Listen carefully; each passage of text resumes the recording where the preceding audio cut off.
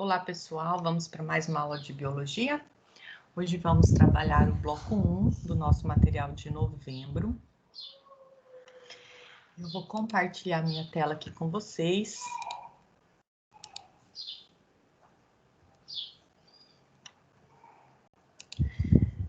E vamos lá.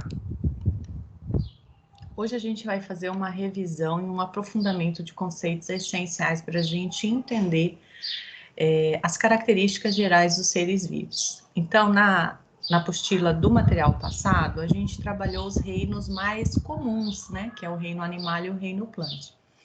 Então, esses reinos, eles demonstram características que esses próximos reinos que nós vamos estudar, que são menos familiares, também apresentam, né? Que é o reino protoctista, o reino monera e o reino fungi, tá? Sabemos que essa classificação, né, de organização dos seres vivos em reinos, ela já foi superada, mas para fins didáticos, ela ainda funciona bem, por isso que a gente está trabalhando com ela, tá? Vamos lembrar o seguinte, ó, eu coloquei no grupo do WhatsApp, na nossa turma, alguns vídeos para vocês irem dando uma revisada em alguns conceitos, que nós já trabalhamos, mas eu não sei se você está chegando na minha disciplina agora, porque aqui no Seja a gente tem essa dinâmica louca, maluca, né?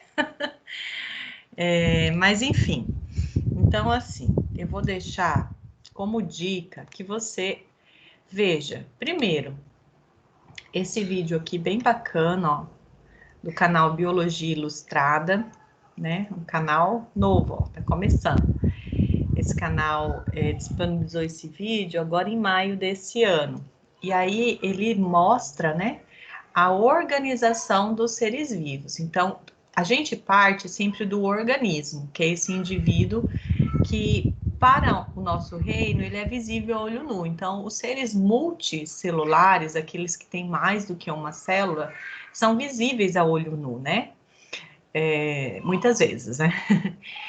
Então, se a gente for olhar esse organismo pluricelular, como é o nosso caso, a gente vai perceber que o nosso corpo, o nosso organismo é formado de sistemas. Esse, por sua vez, é formado de órgãos, que é formado de tecidos, que é formado de células. Cada célula tem, em sua constituição, órgãos minúsculos, chamados organelas, e essas são formadas de moléculas, e essas são formadas de átomo. Então, a gente faz esse caminho do macro para o micro, nesse sentido, e depois a gente vai do organismo para organizações ainda maiores, tá? Então, um conjunto de espécies iguais num dado ambiente, a gente chama de população. Várias populações formam uma comunidade. Quando a gente analisa todas essas comunidades dentro de um ambiente físico, né, com os fatores abióticos, a gente tem um ecossistema, né? Ele até não colocou aqui ainda. Deixa eu ver se tá. E os vários ecossistemas formam a biosfera, tá? É bem interessante você dar uma assistida aqui nesse vídeo para você fazer uma pequena revisão, tá? Assim como eu deixei também, ó, esse vídeo que explica os táxons, né? Então, taxonomia sistemática é uma ciência dentro da biologia que organiza os indivíduos conforme a sua história natural. Antigamente, essa classificação era chamada uma classificação artificial, porque era baseada em padrões físicos, né, em aspectos morfológicos, ou seja, o que o cientista observava de semelhanças e diferenças, e era isso que fazia, né, que era o critério de que organizava esses seres em determinados táxons, né, que são esses grupos. Hoje em dia, a gente já tem ferramentas tecnológicas que permitem uma classificação natural, ou seja, análise do DNA, né? A comparação de alguns códigos, né? dentro do nosso DNA, a gente tem vários cromossomos, né? Onde está esse material organizado. Então, analisando esse conjunto de cromossomos, que é o cariótipo do indivíduo, a gente consegue voltar ao passado, né? Percebendo, então, algumas relações, e é o que a gente chama de filogenia, né? Algumas relações biológicas que vão reorganizar esses grupos taxonômicos.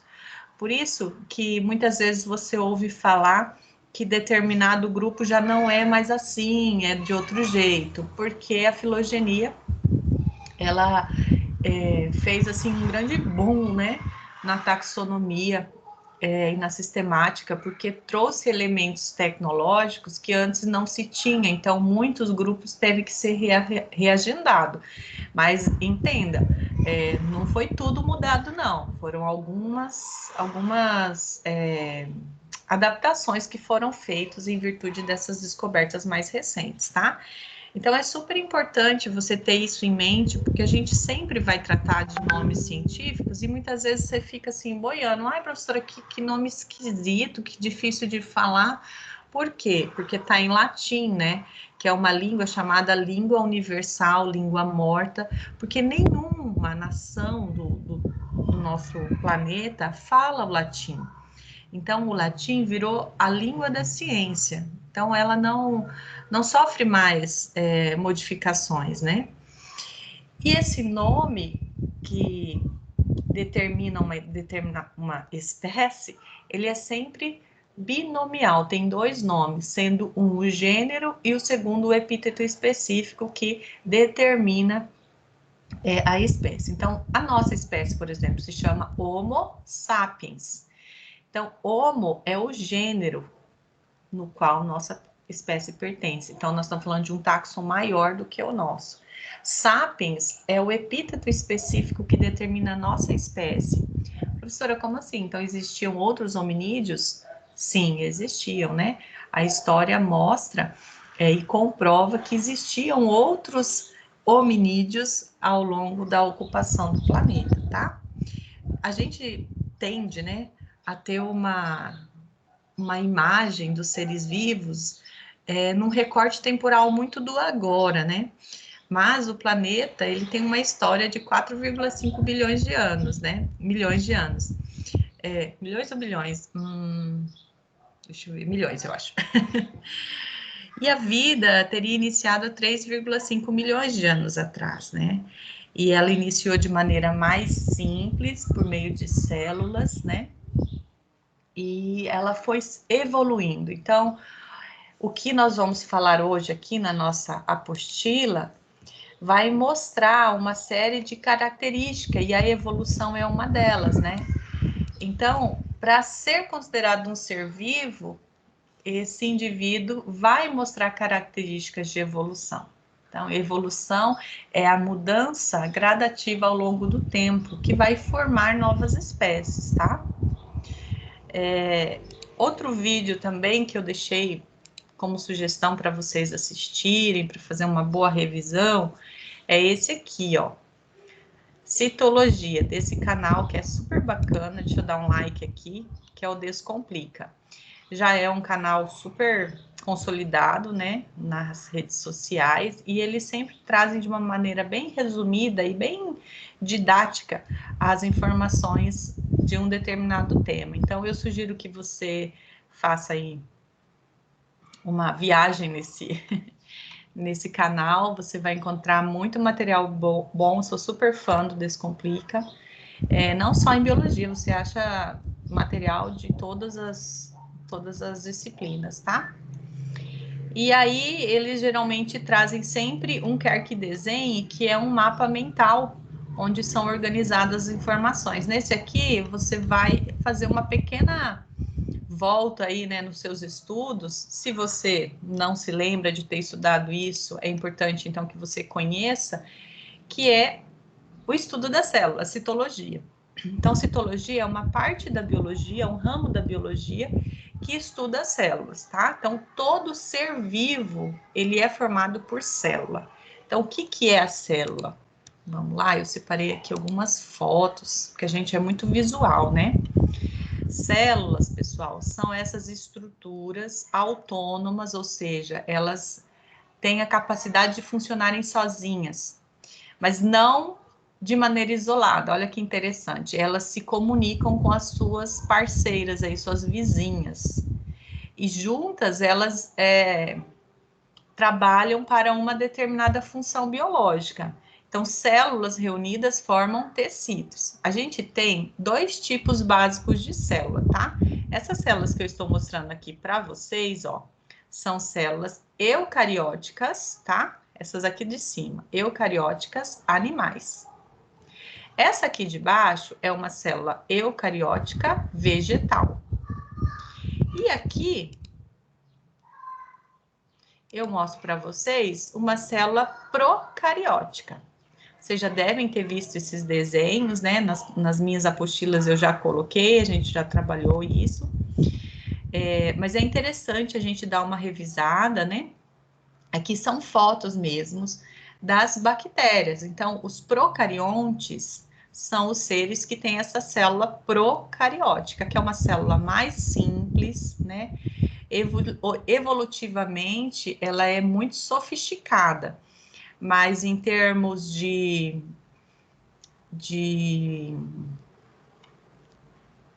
arranjos, ela é mais primitiva, tá?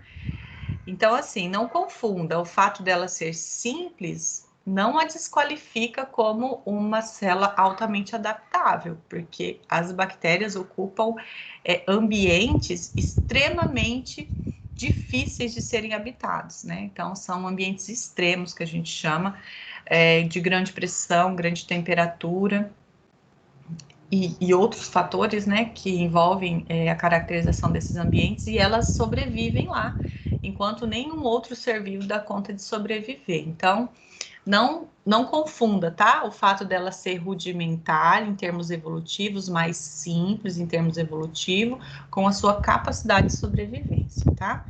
Então, nós temos aqui fotos, ó, de bactérias, né? E as bactérias podem ter muitos formatos, por isso que tem essas imagens aqui lembrando disso, tá? Então tá, então essa célula, ela não possui núcleo, essa é a principal característica, tá? Então, o reino Monera é o único reino que vai apresentar indivíduos desse jeito, com célula procariótica. Tudo bem, pessoal? Célula, então, que não tem núcleo, ó, o material genético, ele fica aqui, ó, disperso no hialoplasma. Hialoplasma é essa camada gelatinosa aí, né, que forma o citoplasma. É a meleca de dentro da célula, né? Vamos falar de um jeito mais simprão aqui. Biologia tem muito nome difícil, né, gente? Então tá. Aqui nessa aba, eu deixei destacado algumas fotos e alguns desenhos esquemáticos de células eucarióticas vegetais. Então, assim, ó, a gente vê um núcleo, né? Por isso a célula eucariótica, eu de verdadeiro, cariótica de carioteca, que é a membrana que cobre, que armazena, né, o material genético. Então, essa membrana que chama carioteca. Então, célula eucariótica tem núcleo. A célula eucariótica vegetal, ela apresenta alguns elementos, algumas organelas exclusivas, que só ela apresenta, a começar pela parede celular, tá? Ou membrana celulósica. Por isso que a gente vê isso aqui mais grosso, ó, nas fotos, ó, a gente consegue ver, olha aqui, ó, isso aqui é o epiderme de uma cebola, ó. Ó, você pega a cebola, tira aquela parte bem fininha, aquela camada bem fininha, põe na lâmina e olha no microscópio. É isso que a gente vê nas nossas aulas práticas lá na escola. Eu sempre faço isso com os meus alunos. Então, a gente vê bem grosso aqui, ó, a parede celular. Grudada nela, a gente tem a membrana plasmática também. Esses pontinhos aqui, ó, são os núcleos, tá? As outras organelas estão aqui, mas são muito pequenas, por isso que a gente geralmente não visualiza. Com exceção de algumas células que têm muitos cloroplastos, que é o caso aqui, ó. Esses pontinhos verdes dentro da célula são as organelas chamadas cloroplastos, ó, são isso aqui, que são onde acontece a fotossíntese. Então, células, tecidos que têm uma alta taxa fotossintética, né, são muito ativos, eles vão ter bastante cloroplasto, por isso que a gente consegue ver assim, tá? Isso aqui é um ostíolo, ou seja, a abertura. Aqui as células guarda, né? As células que abrem e fecham. E esse conjunto aqui é um estômato, que é uma célula, um conjunto de células que permite a troca gasosa das plantas, tá? Então a gente vê isso muito claramente sempre na parte abaxial, geralmente, né? Na parte abaxial, na parte de baixo da folha ou das regiões verdes da planta, tá? Também é bem tranquilo da gente ver no microscópio nas aulas práticas. Bom, é isso. E agora aqui, ó, a gente tá vendo, essa aqui é vegetal também, tá, gente? E aqui, ó, a gente tá vendo células animais. A gente já percebe um padrão diferente, ó, o contorno é bem mais fino, por quê? Porque não tem membrana celulósica, não tem parede celular, né? Eu queria mostrar aqui para vocês, isso aqui também é vegetal, viu, pessoal? Isso aqui é vegetal. Deixa eu ver se eu encontro... Ah, que interessante, ó. Aqui provavelmente é a parede da traqueia, não tenho certeza, né, porque não está identificado. Porque o intestino, ele também apresenta, assim, vilosidades, tá? Mas como é ciliada, geralmente a gente vê essas imagens aqui da traqueia, né? Então, a traqueia é essa estrutura aqui, né, que comunica as vias aéreas com os pulmões. E aí, esses cílios nessas células, olha, célula, né? Tá unida a outra. É o que ajuda a expelir quando a gente engasga com alguma coisa, né? Que ajuda a expelir esse material para fora, né? Porque material sólido não pode ir para o pulmão, né? O pulmão ele é um órgão preparado para receber gases, né? O gás carbônico e o gás oxigênio, tá? Bom, diante dessa pequena introdução aqui, né? Vamos para a leitura então da nossa apostila.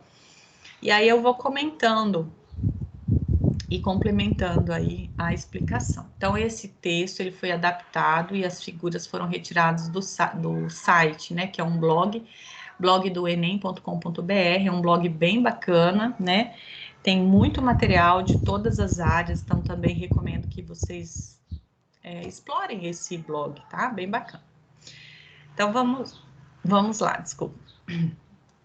Analisando a constituição química dos seres vivos, são encontrados principalmente elementos químicos como nitrogênio, que é representado pelo símbolo N, pela letra N.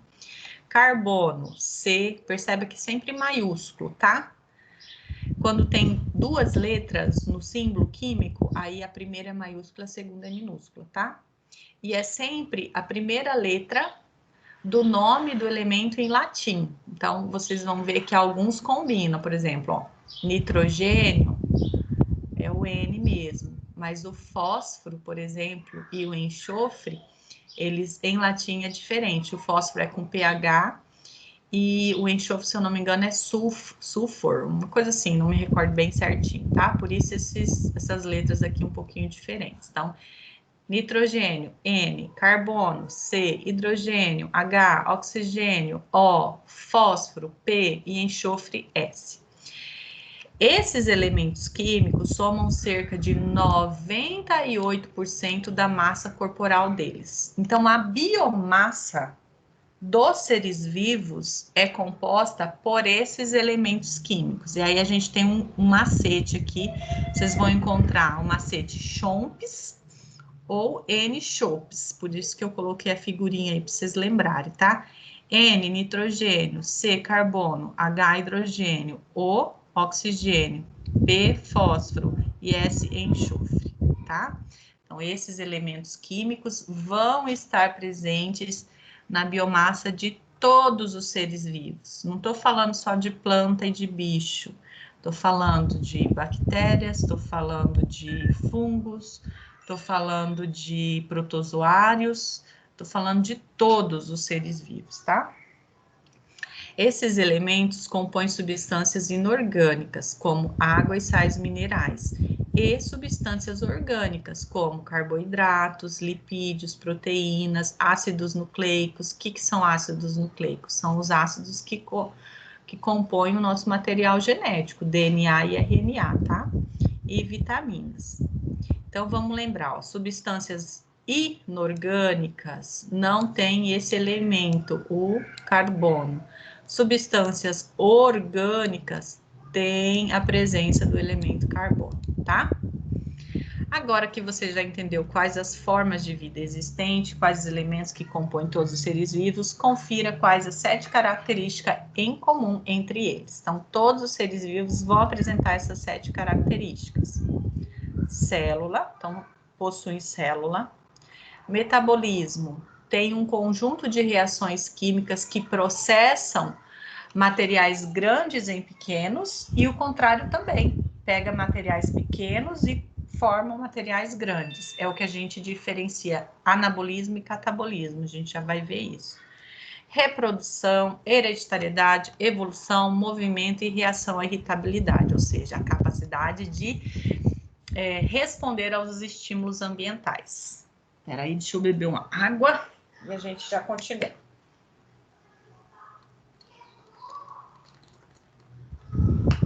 Vamos lá, célula.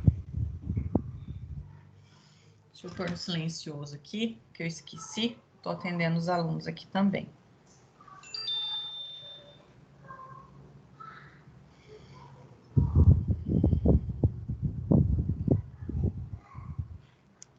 Bem, célula. Todos os seres vivos são formados por células. Pode ser uma única, sendo chamado então de unicelular, como as bactérias, protozoários, as algas unicelulares e as leveduras. Lembrando que as leveduras, ó, podem ter de várias espécies. A levedura, acho que mais conhecida da galera aí que gosta do chopp, né? É a Saccharomyces cerevisiae, que também é uma levedura que está presente no fermento biológico que a gente compra aí no mercado, tá? Então, ela que vai ajudar no processo de fermentação desses alimentos. Ou são constituídos de mais de uma célula, considerado multi ou pluricelular. São organismos como a gente, né? Muitas e muitas, zilhões e sextilhões de células compondo o nosso organismo. São elas que fornecem ao organismo a capacidade de autoduplicação, sendo assim as unidades estrutural e funcional dos organismos vivos. Para entender melhor a função das células no organismo, pense em uma casa. Os tijolos utilizados para a construção desta casa são as células. As células, em geral, possuem tamanho tão pequeno, mas dentro delas ocorrem inúmeros processos que são fundamentais para manter a vida. Não esqueça que os vírus são uma exceção, pois não são formados por células, portanto, denominados acelulares. E para a maioria dos biólogos, né, isso não é unânime, a maioria considera os vírus um ser não vivo, justamente porque não apresenta todas essas características que nós vamos descrever agora, a começar por não possuir célula. Então, o que é vírus, professor? É um conjunto de ácido nucleico e proteína, tá? Que tipo de ácido nucleico? Pode ser RNA ou pode ser DNA, mais proteínas, tá? Reprodução. Desculpa, pulei, né? Metabolismo. Todos os seres vivos têm metabolismo próprio. Isso quer dizer que nele ocorrem reações que o fazem suprir todas as necessidades. Resumidamente, podemos entender por metabolismo o conjunto de processos que permitem a um ser vivo obter energia, formar e renovar suas estruturas, crescer e se desenvolver.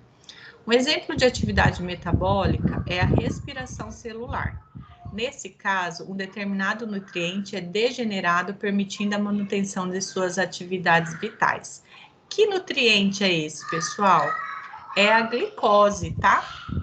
Então, a glicose é a molécula energética para todos os seres vivos. Quando ela entra na nossa célula, existe uma estrutura chamada mitocôndria, que consegue quebrar essa molécula, que é uma molécula grande, na presença de oxigênio, para os seres aeróbios. Para os seres anaeróbios, não precisa ter oxigênio, fazem essa quebra por meio da fermentação, tá? E aí ela consegue, quebrando a glicose, liberar energia química para os processos químicos dentro da célula. Então, você percebe ao longo desse bloco que para entendermos biologia, a gente precisa ter uma boa noção de química, né? Se a gente não compreende os conceitos essenciais de química, o que é um elétron, o que é um átomo, o que é uma molécula, é difícil da gente relacionar os processos, tá? Por isso eu sugeri aquela pequena revisão lá para quem está chegando agora, né, que pegou aí o bonde andando, tá?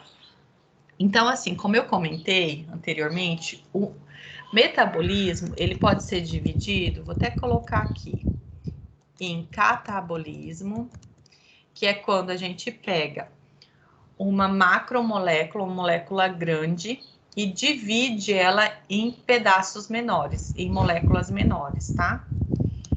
E o processo contrário também acontece no nosso metabolismo, que é o anabolismo, que é quando temos pedaços pequenos, moléculas pequenas, que juntas formam moléculas maiores. Então, esse processo de quebra e junta, permite que a gente regenere nossos tecidos, construa novas células, porque a gente está sempre em movimento.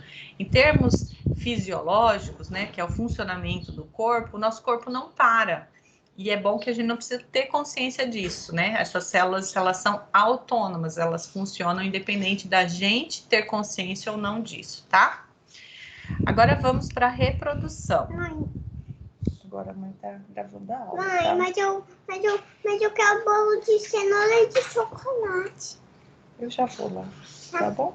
Só um pouquinho, a mãe já tá terminando, tá? Eu acho que eu também. Eu também vou preparar, tá?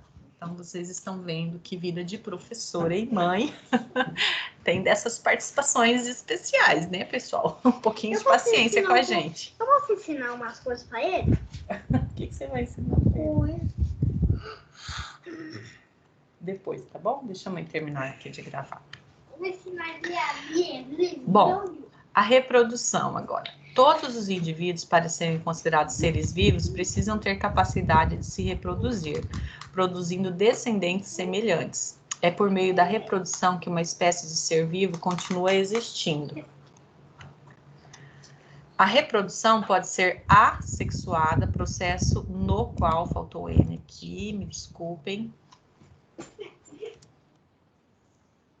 Processo no qual não ocorre mistura de material genético, entre células, ou seja, não tem encontro gamético, tá? Isso resulta em descendentes geneticamente iguais entre si e ao indivíduo que lhes deu origem. Ou reprodução sexuada, e nesta ocorre troca de material genético. Então, quando há encontro gamético, troca de material genético, a gente tem um aumento na variabilidade genética desse indivíduo. Então, para a espécie é muito interessante, por quê? Porque esses indivíduos vão ter características um pouco diferentes umas das outras e vai dar maiores condições da perpetuação dessa espécie naquele ambiente, tá? Meninos, vão lá para a sala agora, silêncio, e eu já vou lá, tá? Próximo, hereditariedade. Para haver hereditariedade, é necessário que ocorra certa semelhança entre ascendentes, que é a geração parental, e descendentes, geração filial, através da transferência de material genético, orientando a formação, desenvolvimento e manutenção deste. Então, hereditariedade é uma característica que a gente encontra no processo de reprodução e que ajuda a gente a entender também o processo de evolução. Então, tá tudo muito conectado, né? Então, quando a gente gera, né, uma descendência, a gente leva para essa descendência características genotípicas e fenotípicas, ou seja, características genéticas que vão se propagar nas futuras gerações, né? Então, a hereditariedade é essa transferência de genes, transferência de características genéticas, tá? Evolução.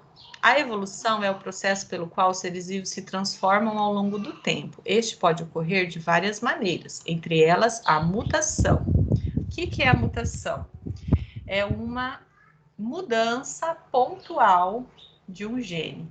E isso, em termos mais macros, significa que, de repente, um determinado indivíduo daquela espécie tem uma característica que permite que ele tenha mais sucesso na caça, por exemplo, ou suporte melhor uma temperatura mais quente, enquanto os mesmos indivíduos da sua espécie não têm essa capacidade, tá? Então, mutação são mudanças aleatórias na organização do DNA, né, nos genes. Então, o que é um gene ou um gene? É um pedaço do material genético, é um pedaço do DNA capaz de se traduzir numa informação. Então, é um pedaço de DNA que significa uma característica, por exemplo, a cor da sua pele, né? Esse exemplo, por esse exemplo, né, da cor da pele, cor dos olhos, a altura, geralmente é determinado por um conjunto de genes, tá? Então, assim, eu tô dando um exemplo para simplificar a compreensão aqui, mas olha, eu super recomendo estudar genética, a genética é muito bacana. Às vezes a gente tem uma imagem assim, ah, a genética é difícil e tal, não é. Só que para a gente entender genética, a gente tem que ter, assim, muito claro alguns conceitos, né? Como citologia, então a gente tem que entender bem da dinâmica da biologia celular, como que uma célula funciona, quais são as estruturas que nela existem, né? Para a gente poder entender essa dinâmica a um nível mais aprofundado, que é o que acontece com os ácidos nucleicos e como eles traduzem informações através de um conjunto de moléculas químicas para uma característica fenotípica, para uma coisa que você consegue visualizar, seja na forma, no formato, na anatomia ou na fisiologia.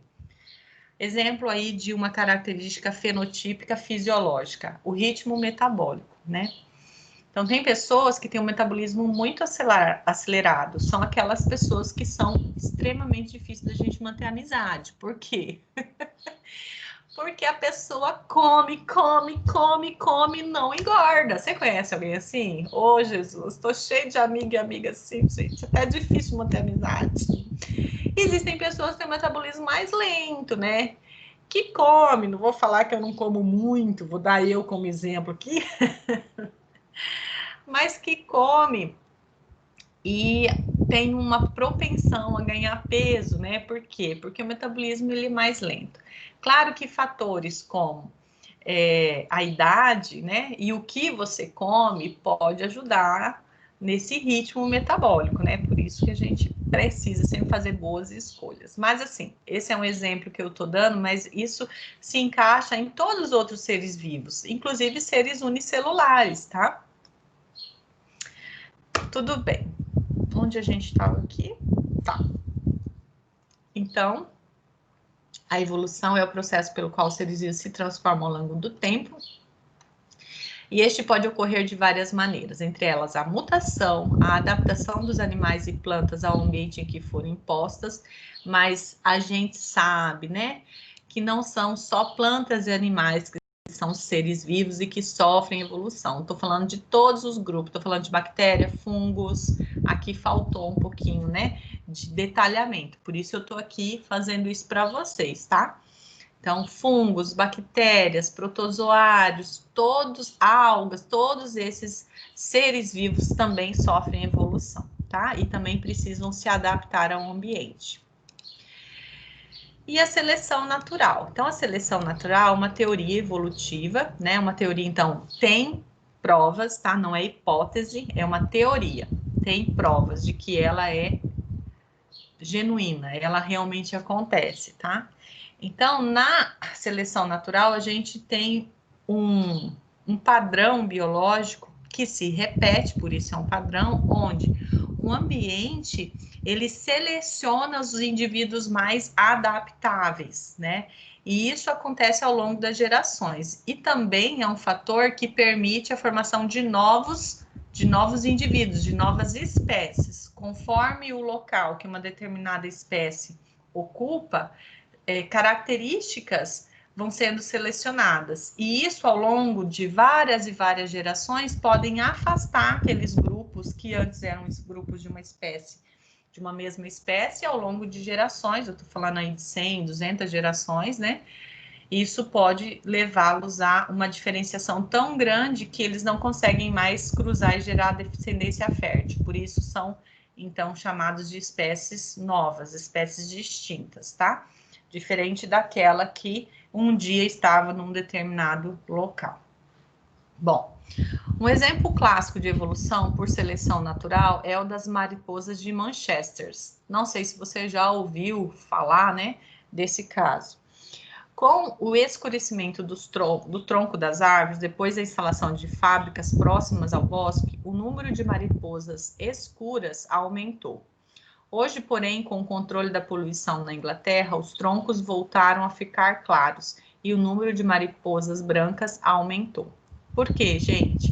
O tronco escuro fazia com que as mariposas escuras se camuflassem. Então, quem era mais predado? Quem era mais devorado pelos seus inimigos naturais? As mariposas brancas. Agora, depois desse controle da poluição, os troncos ficaram mais claros. Então, quem é que se camuflava melhor? As mariposas claras.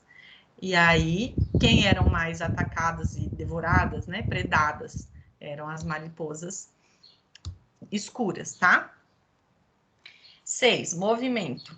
O movimento mais fácil de ser observado é a locomoção. Entretanto, mesmo quando não enxergamos, devemos estar cientes que o movimento está presente nos organismos de diversas maneiras, sendo uma delas o movimento que ocorre naturalmente no citoplasma das células que formam o corpo, processo que se verifica no citoplasma de células de todos os seres vivos. Então, esse movimento aqui é um movimento bem interessante. Dentro das células, coisas ficam flutuando, né? Mergulhadas no hialoplasma, mas elas ficam mergulhadas e se movimentando, tá? Outros tipos de movimentos podem ser observados em seres vivos. As plantas podem alterar sua posição, realizando diversos tipos de movimentos em resposta a estímulos do ambiente, como é o caso aqui dessa imagem, o girassol, né? Então, é um movimento que é direcionado pela luz, pela exposição à luz, né? A gente tem também outras espécies que vão ser direcionadas, as suas raízes adventícias, né? Elas vão em direção aonde tem mais umidade. Então, tem várias paineiras, paineira não, várias,